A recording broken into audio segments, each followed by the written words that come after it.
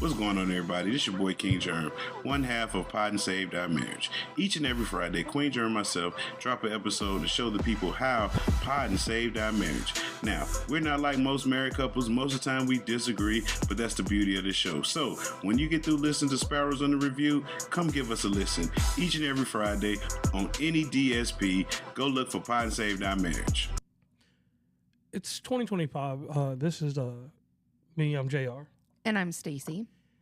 And I don't know what's gone on with this year, but this has been probably the most lackluster year I've ever had of movies in 2025. I mean, I think there's been some decent ones. But I came across a movie. It didn't catch me on the radar because one thing that's happened has changed in this quarter of the year, going into the summer, into fall, now into winter. The way movies are advertised, they're not put on streaming services readily like to see. And I do not watch regular TV, so I don't catch a lot of things. So I missed this movie in one inception. And then a friend of mine, shout out to Taylor, for telling me about this movie, The Smashing Machine. It stars Dwayne Rock Johnson. And the one take before this thing gets started is this thing that happened to me here. This was the first time I've heard him in it not be one of these things where it wasn't him. He falls in the same category as Jason Statham and Liam Neeson with me. When they act in a movie, they act the same the whole time. And I don't see a difference in their character. Like when I see The Rock in any movie, it could be Walking Tall. It could be the Fast and Furious. He's the same person. He doesn't have a true dynamic to it. In this movie, he changed my opinion of him for the first time ever. Okay. Now, going into this, you knew a lot already. Like, you knew this was based off of true events, correct?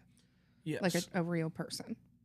And you knew a lot about him already, correct? Yes. Mark Kerr is one of the founding fathers of MMA. Okay. Now, when I say this to people, pay attention to this to the audience that's not clear on who he is. When I say he's a founding father, I'm saying that he was one of the guys that was out there fighting before it became the UFC that you guys know today.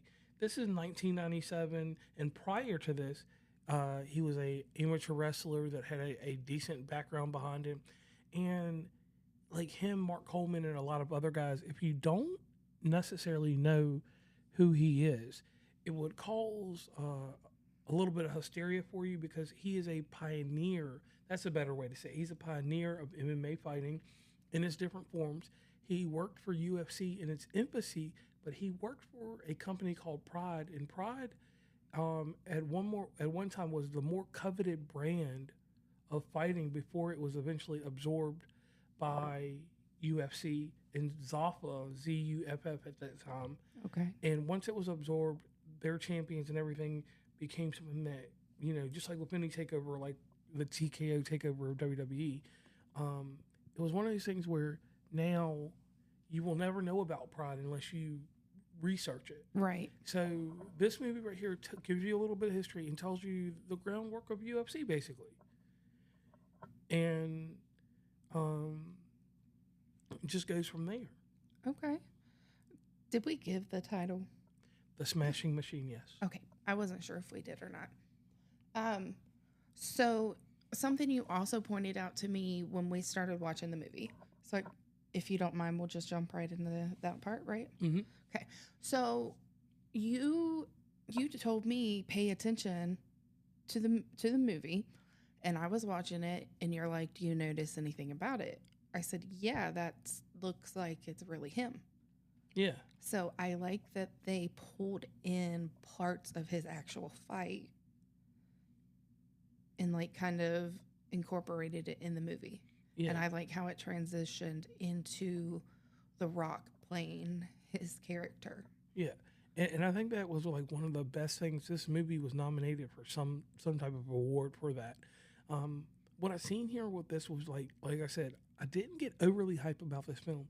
I actually paid attention to the story. Mm-hmm. Now, this movie, in my taking, has been I've watched it 3 times the first 30 minutes of it.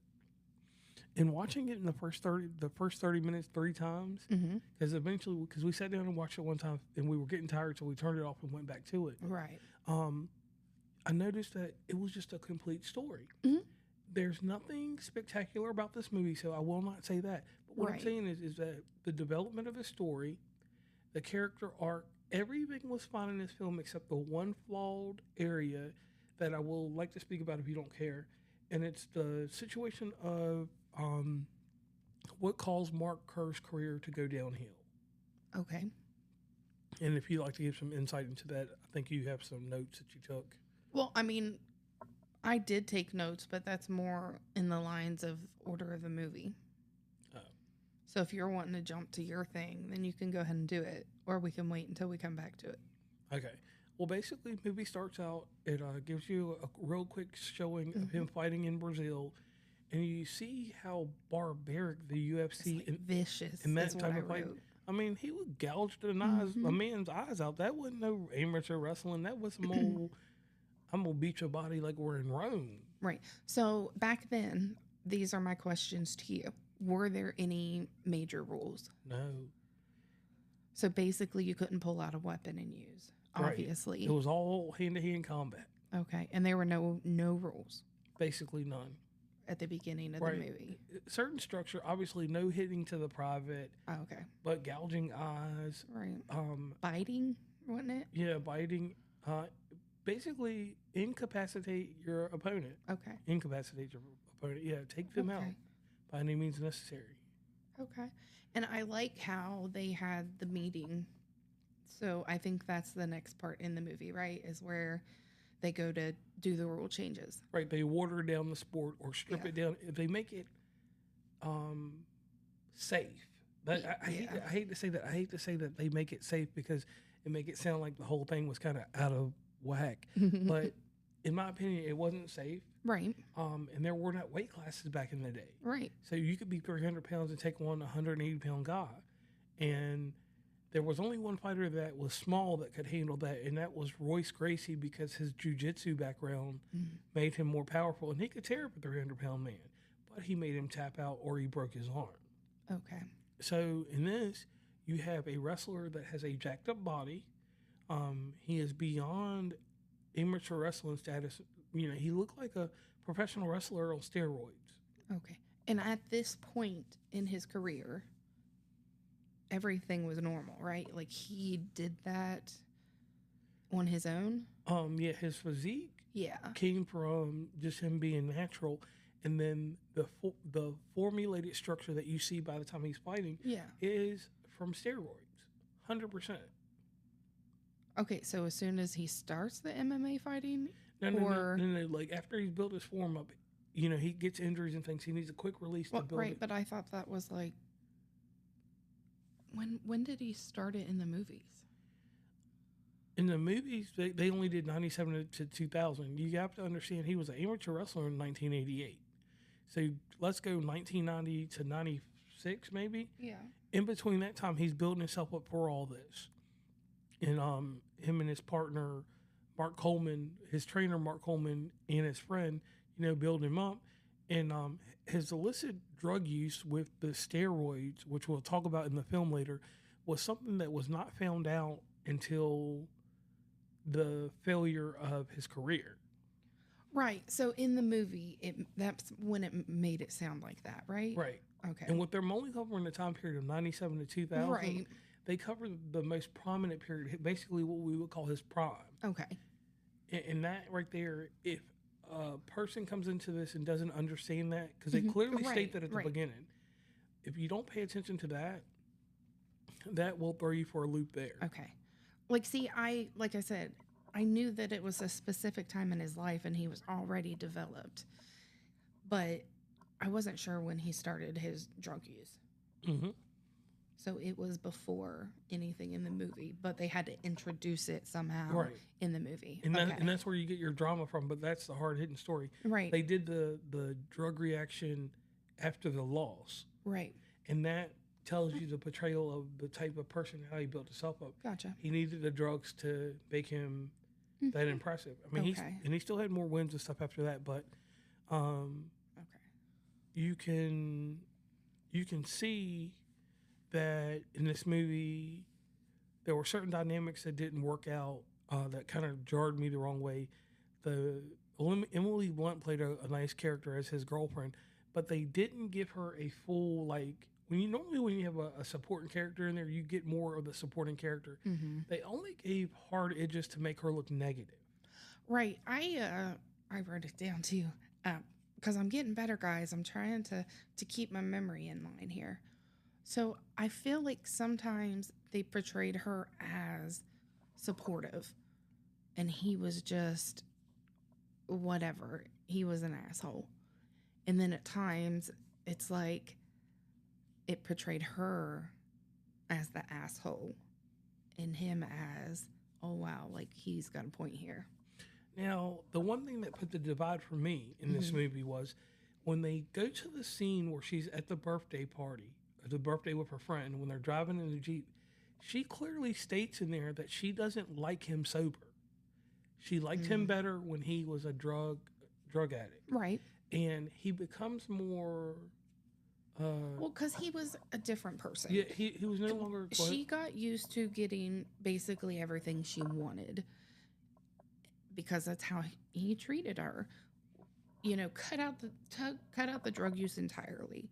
You know, you were with a person for however long you're with them, and you spoil them every single day. And then all of a sudden you stop. She's going to think something's wrong. Something's wrong. She's the issue, blah, blah, blah. It's all her fault. You know, he's cheating on her, or he's out doing this and whatever. And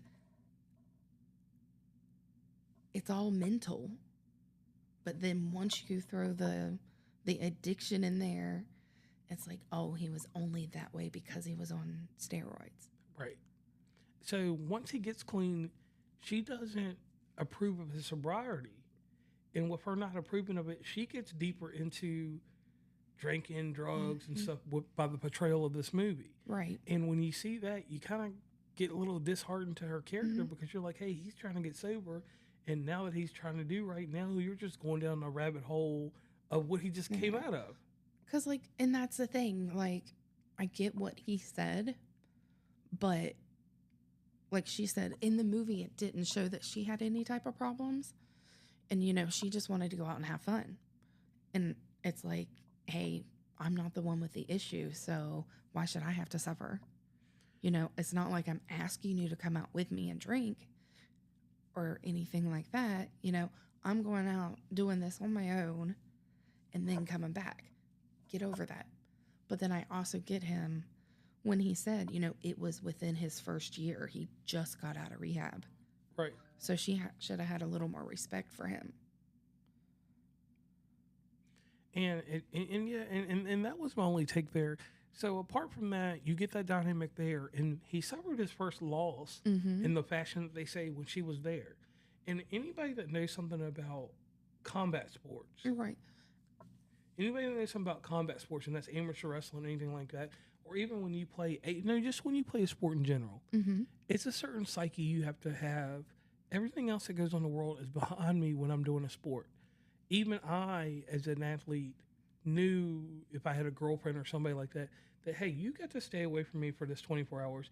But it's explained. Right. And he explained this to her, and at points she got jealous. And before the sobriety even started for him, he partied with her. Right. And him not being accountable for it, secretly somewhere in his mind, you could tell that he blamed her for the loss. Right. Because he wouldn't have been partied, he would have kept training. And when he stopped training and went with her by the portrayal of the movie, he lost. He would lose matches because he was not focused.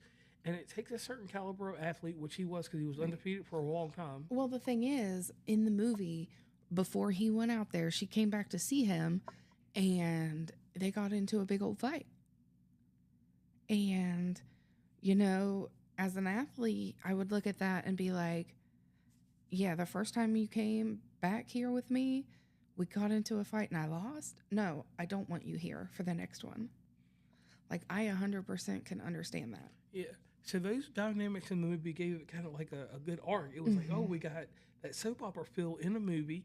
The violence in this movie wasn't that bad. Right. Now, to finish it up on my part, Mhm. a great movie. Won't be nominated for anything because it doesn't have. It's just a great story to tell. Yeah. It's something that you can sit down, you can watch with a mom, a dad, anybody, because it talks about addiction and sobriety and how you eventually beat it, or not, or you live with right. it. You live with recovery. Right. And in this instance, I liked it because if I was working at a recovery center or something like that, I would have them watch this. That's what this movie would be for me. It's a movie for addicts or people in recovery. This would be something I would want them to watch so that they can see that you could have been on top of everything and you can fall and you can still pick yourself up. But the people around you can destroy you quicker than those drugs can, Right. because those people can't be accepting of who you are now. Right. So you never touched on the rule change and why he lost his first match. Oh, well, we can go into that. Okay. Knee strikes to the head. A Russian gave knee strikes to his head, and they were illegal. So, time out. We had talked earlier about how they showed the parts of the rule change. Yes.